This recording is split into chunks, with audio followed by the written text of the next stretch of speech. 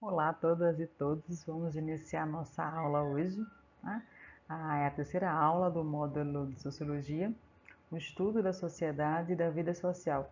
O papel da socialização e das instituições sociais é o tema, portanto, dessa aula. Vamos lá?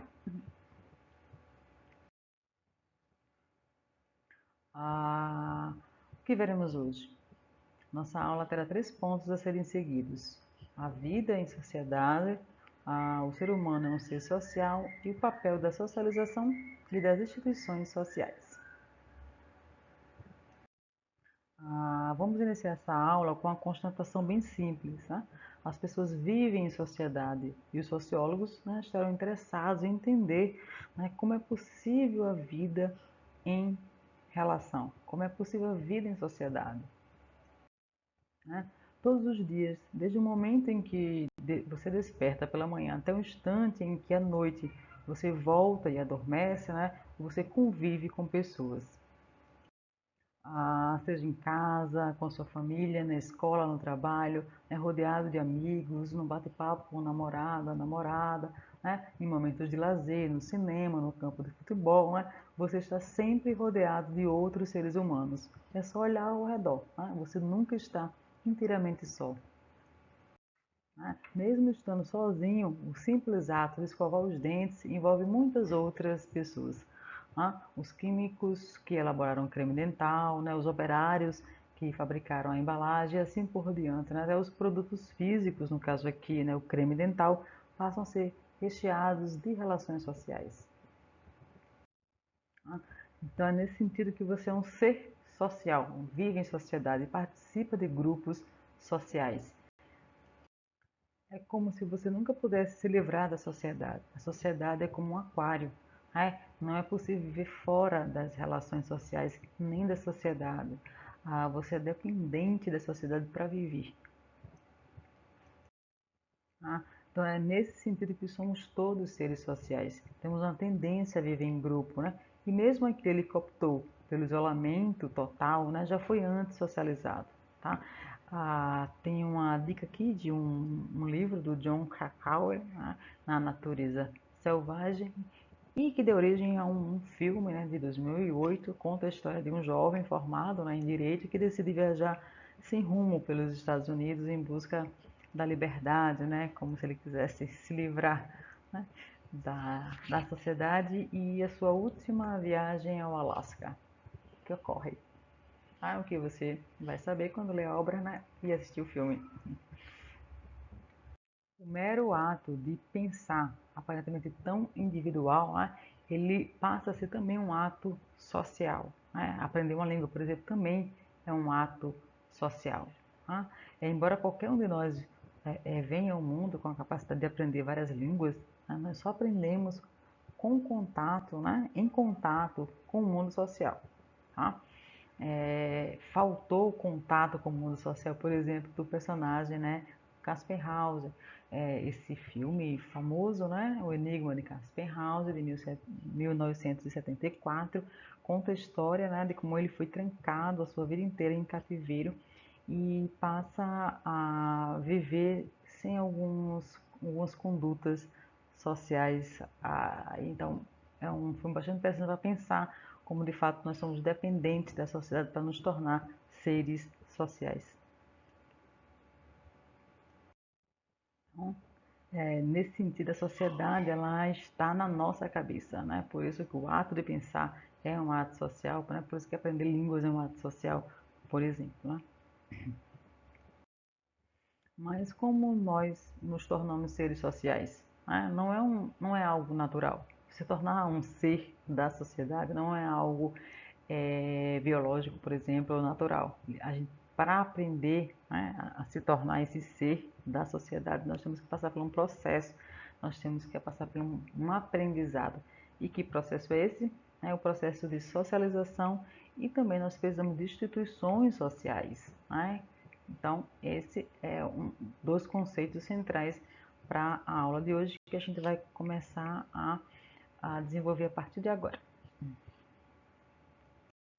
Então, como ser um membro da sociedade, né?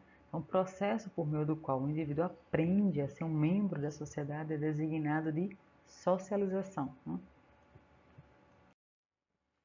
Então, a socialização é uma espécie de imposição de padrões à conduta individual.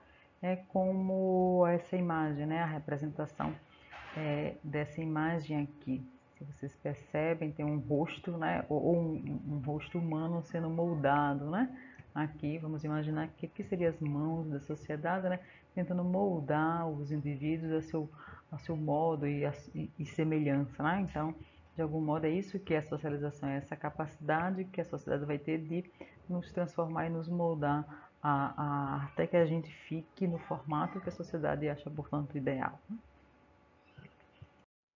Então, a socialização é esse processo de moldagem, de desenho, como a imagem no slide nos ajuda a vislumbrar como a sociedade vai nos tornando a cada vez mais parecido com ela. Né? Então, a criança ela é moldada pela sociedade até tornar-se, portanto, um membro reconhecido e participante.